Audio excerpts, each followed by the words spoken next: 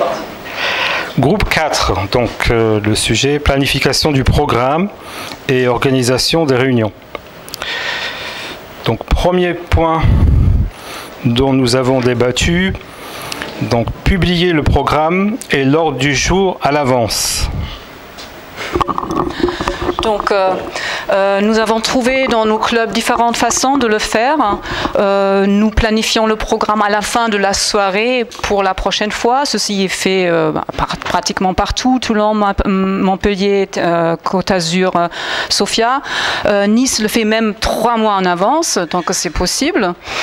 Nous allons, utilisons dans nos clubs EasySpeak, par exemple pour Côte d'Azur, ou nous utilisons Google Drive en fait pour communiquer qu'est-ce qui se passe pour la prochaine réunion, et c'est assez satisfaisant selon tous les membres.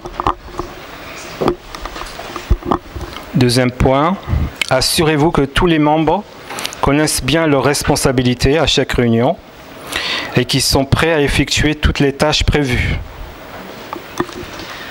Ce qui marche bien, c'est par exemple que le VPE, je pense que c'était le VPE de Marseille, envoie les descriptifs de rôle pour que les membres qui prennent un rôle sachent exactement qu'est-ce qu'ils doivent faire. Pour TCA, nous renvoyons aux descriptifs qui sont présents sur notre site web pour que quelqu'un qui veut s'informer qu'est-ce qu'il doit faire, comment il doit le faire surtout la prochaine fois, il peut y aller. Ce que nous avons discuté pour TCA en plus, c'est d'impliquer un peu plus les mentors, c'est-à-dire en EasySpeak, il y a la possibilité d'envoyer un mail au mentor que leur mentoré va prendre un rôle lors de la prochaine réunion. Ça donnera l'occasion au mentor de dire, tiens, mon mentoré qui fait pour la première fois chronomètre, je vais l'appeler pour expliquer comment ça se fait. Troisième point, tous les projets d'expression orale et de leadership sont des projets du manuel. Oui et non. Nous essayons de suivre les manuels pour couvrir tout ce qui est à faire dans le cadre des rôles, mais nous donnons par exemple aussi place à des discours professionnels. On a eu une participante qui a donc dû présenter un discours pour une conférence et elle a pratiqué dans le cadre de Toastmaster. Et je pense que c'est très important de sortir aussi du cadre manuel et Toastmaster pour voir que ça s'applique à la vraie vie aussi. Alors quatrième point, débuter et terminer les réunions aux heures prévues.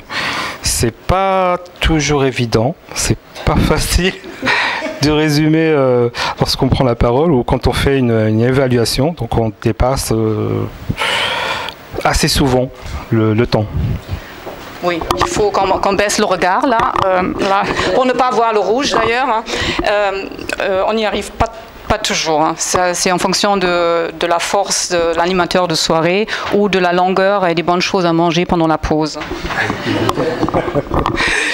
Utiliser des improvisations créatives pour des réunions à thème passionnantes. Pour l'instant, on a constaté pas systématiquement. À TCA, on avait pensé à avoir plutôt des thèmes pour la soirée qui s'impliquent aussi ou qui appliquent aussi pour les improvisations, mais la réponse reste pas systématique.